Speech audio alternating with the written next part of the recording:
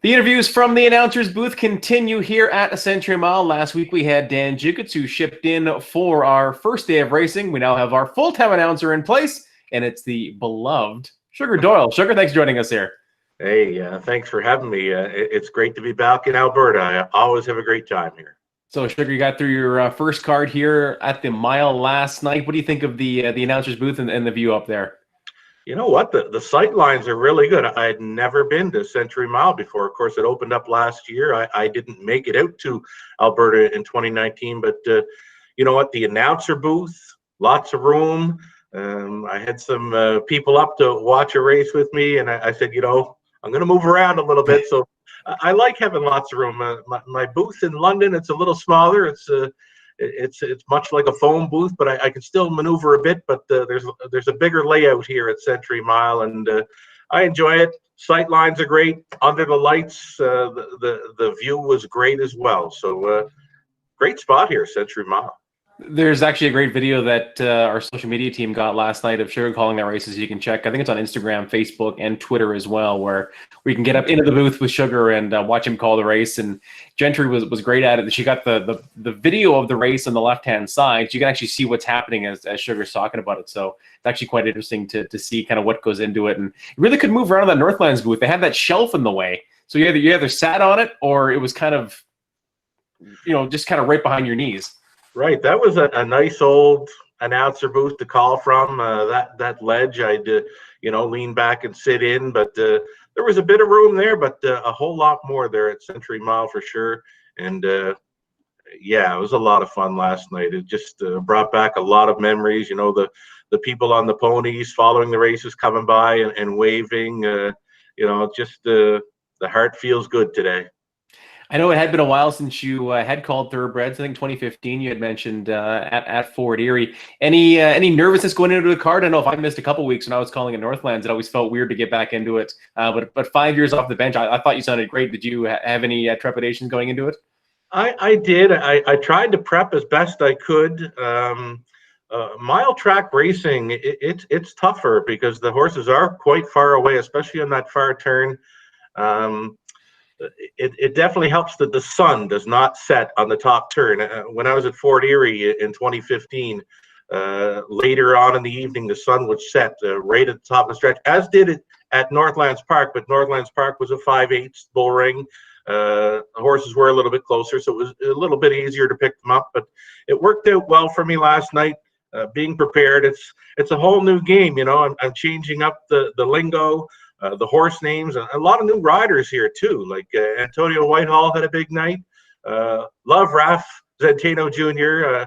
Loved calling his old man with the Derby winner there, Freedom's Traveler back in the day. Some familiar names, but lots of new ones. I think that if you look on YouTube, I think you've got two kind of signature calls. Freedom's Traveler is one, and then the Taj Mahal one, the track record, Right. the track record time there for JF.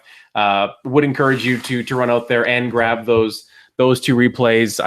Both iconic calls that really just kind of give you tingles down your spine to listen to. I mean, the story of Freedom's Traveler is fantastic, and Taj Mahal getting up there in time was great as well. Well, you speaking about them, you know what? The hair is standing up on my arm right now. Those are very touching moments. Taj Mahal, back in the day, 10-year-old horse. He matched the world record on a 5/8 track. There was a Standardbreds Forever Day at the Northlands Park one day where they brought Taj Mahal in. He had retired by then, but Marjorie Dumont, JF's partner, she gave me the shoes he wore on that final day. So the last time Taj Mahal ever went around Northlands Park, the shoes he wore that day, I have them in my possession. Freedom's Traveler was an awesome story for how everything went down. I was in tears at the quarter pole that day, and I was surprised I got through it. But you know what? It was a memory maker for sure. It was a memory maker and sent by the Angels. Did you have that loaded, or was that kind of spur of the moment? That was locked and loaded. And when he made that big move, it came out at the perfect time. Trainer Leanne Connectel, she had a big thing for Angels. How things went down with the late Barry Brown and this horse. So when she touched on Angels, I wanted to make that part of the race if Freedom's Traveler was going to have any part of winning it. And like I said, when he made that move, it came out at the right time. Like I said, the hair is standing up on my arms talking about it. I may have peaked early in my announcing career, but I'll always have those two races, Taj Mahal and Freedom's Traveler. If those happen to be two of my best ever, I can live with that. So I know we talked to when we talked to Dan last week how he kind of got into it, and tell me about how you got into calling the races. It's kind of a niche thing. Yeah, it is niche. My mom walked me into the track when I was 10 years old. I absolutely fell in love with the horses. There's nobody else in my family really that goes to the track. I had an uncle that raced horses, but walking in as a 10-year-old, I found myself skipping school to go out and clean stalls to be close to the horses. And then I think any child that's around a racetrack that listens to the announcers, they want to imitate them, and that's what I was doing. The drivers of the horses, the harness horses, were the stars to me. Those were my NHL hockey players kind of guys. You know, I looked up to them. I couldn't get close to them, but I just became a big fan. And then I wanted to call races. PEI had some great callers over the years. Kevin Boomer Gallant, one of my favorites. He had a big voice, and anytime I could listen to him call races on the radio, I was tuning in and listening and trying to imitate him growing up. And there was never really an opportunity to call races in Prince Edward Island, but there was an ad that came up online back around 2006. Who's going to call the races at Northlands Park? And I thought to myself, I can do it. I just need a chance. So I got hold of some people, and they put me in touch with the right people, and it all took off from there. 2006, Northlands Park, Edmonton gave me my first chance, and here we are today, 15 years later. So had you called any races before applying for that job? Not really. You know what? Might have got my feet wet with some matinee races. These are non-betting races with 3 or 4 horses in a race at a track in O'Leary, Prince Edward Island. When the ad came up online, who was going to call there, I got in touch with Vance Cameron, calls the racing action in Prince Edward Island. I mentioned to him there was a job opportunity. All I needed to do was call one pari-mutuel race, get it on a VHS tape, mail it out, and wait to see what would happen. And Northlands Park management got to listen to it. I guess they liked what they heard. I was very green, but all I knew was horse racing. It's what I grew up with.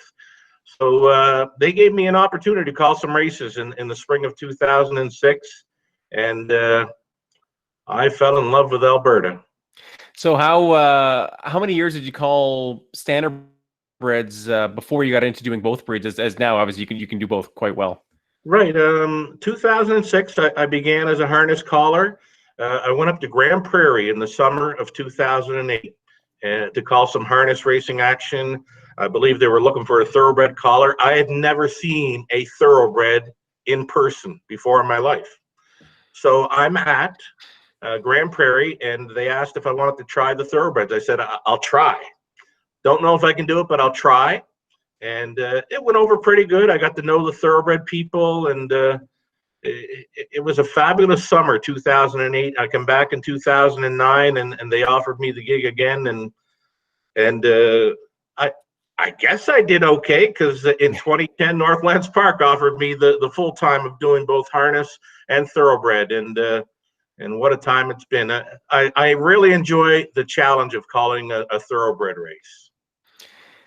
Is there obviously the lingo is different? What I found to be the most challenging to kind of wrap my brain around was the small differences in the saddle colors, and why they've got to be just a little bit, like a 2 and 3 are reverse, 4, 5, 6 are all kind of turned around, and going from breed to breed. The first couple of weeks are always a bit of a struggle.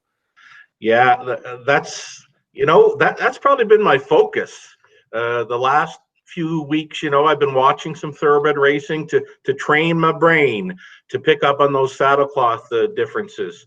There's a few that are different, but that's what's in my brain for calling thoroughbreds. I call from the saddlecloths and from the jockey caps, And that was a thing at Fort Erie. The jockey caps did not match the saddle cloth. I learned in Grand Prairie calling from the association colors of the jockey silks and the caps matching the saddle cloths. Then going to Northlands, it stayed pretty good with me because the caps matched the saddle cloths. And 2015 was a tough one there at Fort Erie. I enjoyed my time there. You know, there's a lot of history with that track, but the sun would set. Top of the stretch, they'd turn for home, and sometimes the jockeys in the race, you know, there'd be a 10-horse field, and maybe 8 of those jockeys were wearing black caps. So it was kind of tough to tell them apart turning for home. I think we should have. I think the colored caps is a great tool for people to pick out their horses, whether they're obviously announcing the race or just playing it. It's an easy way to identify which horse you bet on or where you are in the field. We also got to get away from these one colored saddle towels. We teach everyone all year, here's the colors we're using. Let's use them for all the big races, and the one colors just kind of drive, I think, everybody crazy. It seems like online anyways. I agree. I think I called one Derby. I think it was the 2010 Derby where all the saddle cloths, they were beautiful, but they were all purple. And for me to be fan friendly, and for me as a caller, I like the saddle cloths just staying in the norm. So you left here in September 13. I got to tell you, I haven't seen such a send off for somebody. Obviously, you were a huge fan with not just the fans here, but the backside. And I remember the ponies being "Thank you, Sugar," all painted up as you were heading out of town. Unfortunately, I had to follow that, and not very well to begin with either. So. It was a bit of a struggle to begin with, but how did you connect with so many people back there? You know what? Just thinking about it, the pony people and a few of the send-off parties and stuff. I'm tearing up here. I'm an emotional guy, so it might be tough to talk about this, but when I came to Alberta, like I said, I didn't know anybody. Northlands Park management took a shot on me, and right away they brought me down to the paddock and meet the horsemen, and they all took me under their wing, and I made it a point to get down around the barn areas and get to know people, and that right there helped me get to know people, and it's just been a lot of love for everybody between me and the people that race horses here in Alberta. And I'm sorry, but like I said, I'm an emotional guy.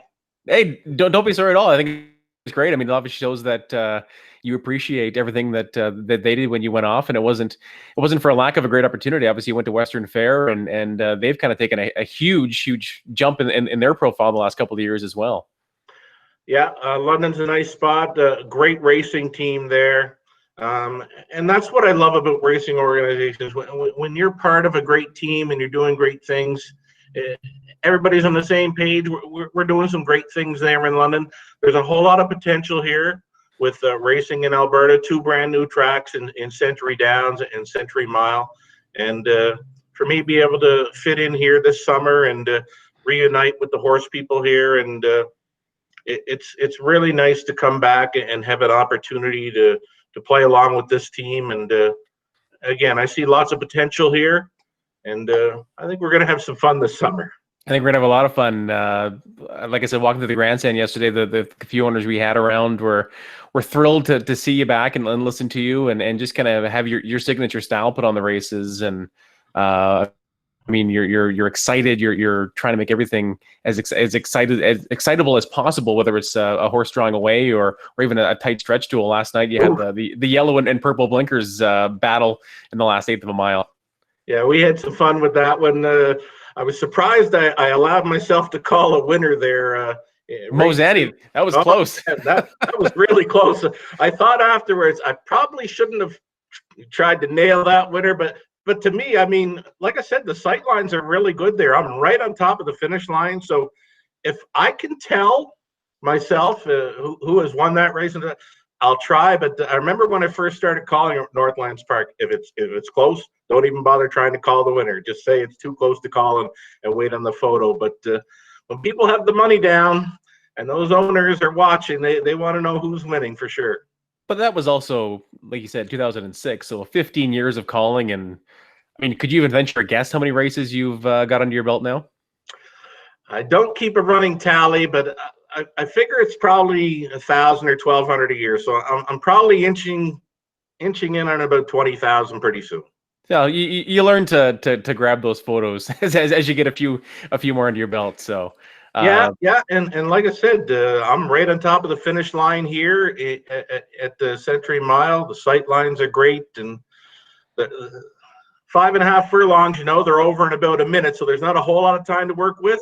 But as we get going on into the season here, the races will get longer, and there'll be a whole lot more we can play around with during the race calls and stuff. But for me, last night was just to try to get things right, and we got along okay. I think you did a great job last night, and I think the one thing you'll have to change in watching some old derbies, having one lap to go. Only one lap here, going 1.25 miles. So that's right. That's one call that I'll have to dismiss from my derby. Yeah. So should be a fantastic summer. You're with us here until later in the year, so I appreciate you coming back out. I know a lot of people are thrilled to see you back here, and I don't think we ever had so many positive comments on social the way we announced that you were coming back. So welcome back, and I know everyone loves to see you back in the booth. I'm thrilled to be here, and I want to thank everybody for the great feedback and a wonderful opportunity here for me this summer. Thanks so much, Matt and Paul and everybody at Century Mile. All right, Shug, good luck tomorrow night or whenever you're watching this. So, of course, racing on Friday nights and Sunday nights here at Century Mile. Tune on in and you can listen to Sugar Doyle call him home here at the Mile. Thanks, everyone. Thank you.